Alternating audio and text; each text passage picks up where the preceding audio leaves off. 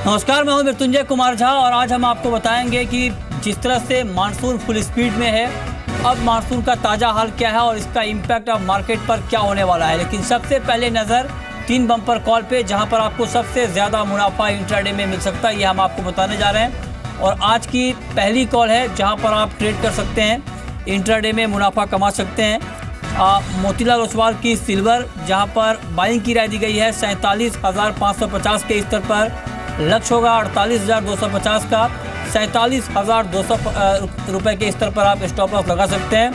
दूसरी महत्वपूर्ण कॉल जहां पर आपके लिए कमाई के मौके होंगे, कॉपर 334 के स्तर पर कॉपर में बाइंग की राय है, 344 का टारगेट होगा और 326 के स्तर पर आप स्टॉप लॉस लगाएं।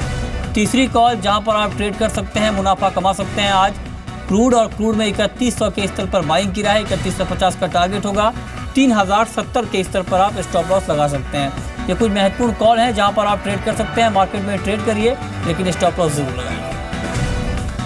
आगे बढ़ते हैं और अब बात मानसून की।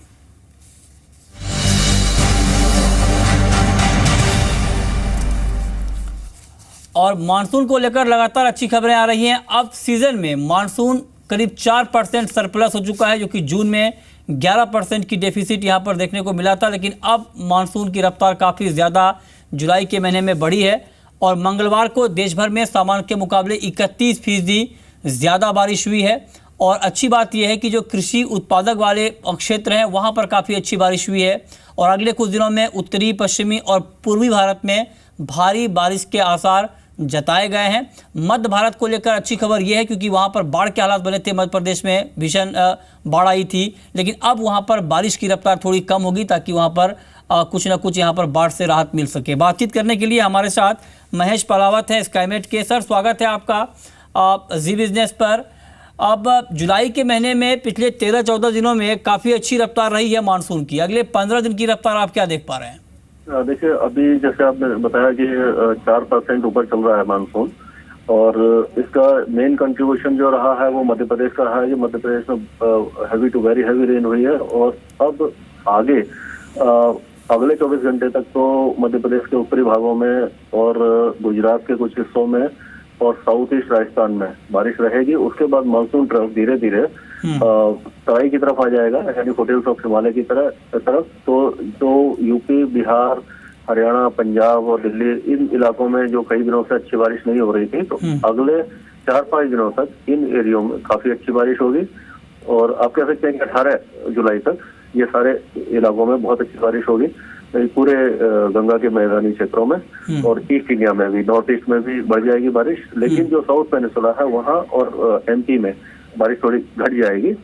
और अब उसके बाद यानी कि 18-19 के बाद फिर से पूरे इंडिया में यानी कि साउथ पेनिसुला में भी रेन दोबारा शुरू होगी, लेकिन वो इंटेंसिटी इतनी ज्यादा नहीं होगी जो बाढ़ जैसा खतरा आए। पलावत जी, गुजरात के हालात पिछले कुछ दिनों में खराब दिखे थे मानसून को लेकर, हालांकि पिछले 1-2 दिनों में अच्छी बारिश वहां पर हुई है। आगे गुजरात को लेकर क्या आउटलुक है? अभी देखिए, गुजरात इस समय भी गुजरात रीजन जो है वो 47% डेफिशिएंट चल रहा है, सौराष्ट्र का 59% जो थोड़ा सा इम्प्रूवमेंट हुआ है। लेकिन पिछले 24 घंटों में काफी अच्छी बारिश हुई है। इदार में 95 मिलीमीटर हुई है, गांधीनगर में 30 और राजकोट में 64 मिलीमीटर, पोरबंदर में 22, मतलब अच्छी बारिश देखने को मिली है। तो ये 24 घंटे तक जो बारिश रहेगी, यानी जो आपका महेसाना, पाटन और जो नॉर्थ ईस्ट हिस्सा है गुजरात का वहाँ रहेगी और सौराष्ट्र कच्छ में उसके बाद फिर जो साउथ गुजरात है वहाँ पर 2 दिनों में थोड़ी सी बढ़ेगी। लेकिन अब रेनफॉल फिर 2 दिन बाद कह सकते हैं कि आप फिर कम हो जाएगी, लेकिन लाइट रेन इधर उधर होती रहेगी। ठीक है, बहुत बहुत शुक्रिया आपका महेश पलावत, हमसे जुड़ने के लिए, इस पर बातचीत करने के लिए। आगे बढ़ते हैं और अब बात करते हैं ग्वार की। और ग्वार में काफ़ी ज़्यादा एक्शन हाल के दिनों में दिखा है क्योंकि काफ़ी ज़्यादा दाम बढ़े हैं। आज भी 33 रुपये ऊपर है ग्वार सीड का भाव और 3800 के बेहद करीब पहुंच चुका है। और ग्वारगम का भाव 7000 के ऊपर चला गया है, 3% से ज़्यादा की तेज़ी है। हम ये आपको बताने की कोशिश कर रहे हैं कि क्या ग्वार की ये रफ्तार आगे भी कंटिन्यू रहेगी, क्या 10,000 तक ग्वारगम का भाव जाएगा। दिलचस्प ये ट्रेंड इसलिए है क्योंकि मानसून रफ्तार में इसके बाद भी ग्वार के दाम काफ़ी बढ़ रहे हैं। काफ़ी मानसून सेंसिटिव कमोडिटी है ग्वार, लेकिन मानसून की रफ्तार का कोई इम्पैक्ट नहीं पड़ रहा है। ये बताने के लिए हमारे साथ फोन लाइन पर है पुखराज चोपड़ा, बीकानेर से ग्राउंड रिपोर्ट बताने के लिए। पुखराज, स्वागत है आपका जी बिजनेस पर। आखिर क्या वजह है कि अच्छे मानसून के बावजूद ग्वार की कीमतें बढ़ रही हैं? मृत्युंजय जी, उसी तरह का है कि अच्छी आवक के बावजूद भी चने के जिस तरह भाव बढ़ रहे थे, उसी तरह अच्छे मानसून के बावजूद भी ग्वार के भाव बढ़ रहे हैं। यदि हम अखबारों की बात को माने, जो आज तक कल रात तक जो बरसातें हुई है, राजस्थान में 22% अधिक बरसात हुई है सामान्य से अभी तक। तो ऐसे में बरसात भी ठीक है। और जहाँ डिमांड की बात है, डिमांड बढ़ी नहीं है विदेशों की। हाँ, पिछले महीने जो 16,000 टन गया था उसके मुकाबले 21,000 टन गया, सिर्फ 5,000 टन की डिमांड बढ़ी है। हाँ। तो इसे बढ़ी हुई डिमांड भी नहीं मान सकते। तो कम जो डिमांड का फैक्टर है वो तो बिल्कुल कमजोर है। नहीं, लेकिन पुखराज जी, जो बात आप कह रहे हैं कि सिर्फ 16,000 से बढ़कर 21,000, लेकिन कहीं ना कहीं ये अपवर्ड ट्रेंड तो है ना कि डिमांड बढ़नी शुरू हो गई है, पहला सवाल। दूसरा ये कि जो आप कह रहे हैं कि राजस्थान में सामान्य के मुकाबले ज्यादा बारिश है, जो राजस्थान सरकार के आंकड़े आए हैं बुआई को लेकर, उसमें यह कहा गया है कि ग्वार की बुआई में तेज गिरावट आई है, क्योंकि इस बार किसान ग्वार के अलावा बाकी क्रॉप पर फोकस कर रहे हैं। और ये बात हमने बुआई से पहले भी उठाई थी कि इसका इम्पैक्ट प्राइस के ऊपर दिख सकता है। क्या आपको ये वजह नहीं दिख रही है तेजी की? जी जी जी, मैं ये बात पहले से कहता आ रहा हूँ कि किसान डाइवर्ट होंगे सिर्फ कमांड एरिया में, यानी जो नहरी और सिंचाई का क्षेत्र है वहाँ पे ग्वार की बिजाई कम होगी और ग्वार की जगह दूसरी बिजाई को तवज्जो मिलेगी। पर पश्चिमी राजस्थान में जो ग्वार का मुख्य क्षेत्र है वहाँ 15 और 17 जुलाई को जैसे मानसून पहुँचता है, जो कल पहुँच गया है या परसों पहुँच गया है, तो अब ही बिजाई का रुझान शुरू होगा और बिजाई अब ही शुरू होगी। तो अगले सप्ताह के बाद में हमें ये देखने को मिलेगा कि किस तरह की बिजाई हो रही है। नहरी क्षेत्र में निश्चित रूप से कम बिजाई हुई है, ये बात बिल्कुल सही है, वहाँ पे उनके पास विकल्प भी है। पर पश्चिमी राजस्थान में जो बरानी अनकमांड एरिया है वहाँ पे ग्वार के विकल्प नहीं है। ग्वार के विकल्प के रूप में सिर्फ दो ही आइटम है, एक मोठ और एक बाजरा। उनके भाव भी ऐसे नहीं है कि विकल्प के रूप में ले लिए जाए। ठीक है, ये बात आपने काफी महत्वपूर्ण बात यहाँ पर कही। तो क्या ये माना जाए कि फिर आने वाले दिनों में ग्वार में गिरावट आ जाएगी? यदि इसी तरह से लेवल अभी कायम रहे, इन्वेस्टर यदि कायम रहे, तो हो सकता है थोड़ा समय लगे। पर यदि फॉरेन की डिमांड इसी तरह की रहती है, आगे नहीं बढ़ती है, तो ग्वार के दामों में निश्चित गिरावट आ जाएगी। नहीं तो ठीक है, अभी जिस तरह से बाजार को खींच रहे हैं या तेज कर रहे हैं, ये वैसे चलता रहेगा। ठीक है, चलिए, बहुत बहुत शुक्रिया आपका पुखराज, हमसे जुड़ने के लिए, इस पर बातचीत करने के लिए। हमारे साथ दो एक्सपर्ट और हैं। हमारे साथ किशोर नार्रे हैं, मोतीलाल ओसवाल कमोडिटी के, साथ ही कुणाल शाह हैं निर्मल बंग के। किशोर, आपका व्यू क्या होगा ग्वार के ऊपर? करंट मार्केट प्राइस पर क्या करना चाहिए ग्वार गम में? Good morning Mrityunjay. I think यहाँ पे मोमेंटम शॉर्ट टर्म में तो अभी भी काफ़ी तेज़ लग रहे हैं। और जहाँ तक बुआई का सवाल है, डेफिनेटली यहाँ पे शॉर्टेज दिख रहे हैं। और अभी तो थोड़ा सा अर्ली नंबर्स है, जैसा हम लोग जुलाई एंड तक पहुँचेंगे तब तक अपने को क्लैरिटी आएगा कितना स्विंग हुआ है।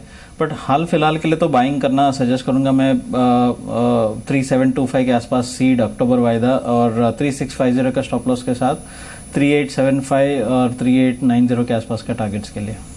ओके, कुणाल साहब, एडेबल कॉम्प्लेक्स पर आपका व्यू क्या होगा? क्योंकि हाल के दिनों में ये काउंटर दबाव में थे, अब आपको लगता है कि यहाँ पर कुछ अपसाइड दिखने वाला है? जी, मुझे लग रहा है कि फ़िलहाल जो मेजर फैक्टर है वो जो फ्लड्स आई है जो मेजर की प्रोड्यूसिंग एरिया में, उसके कारण पूरा ट्रेंड फ़िलहाल जो मंदी का था उसके रिवर्स हो गया है।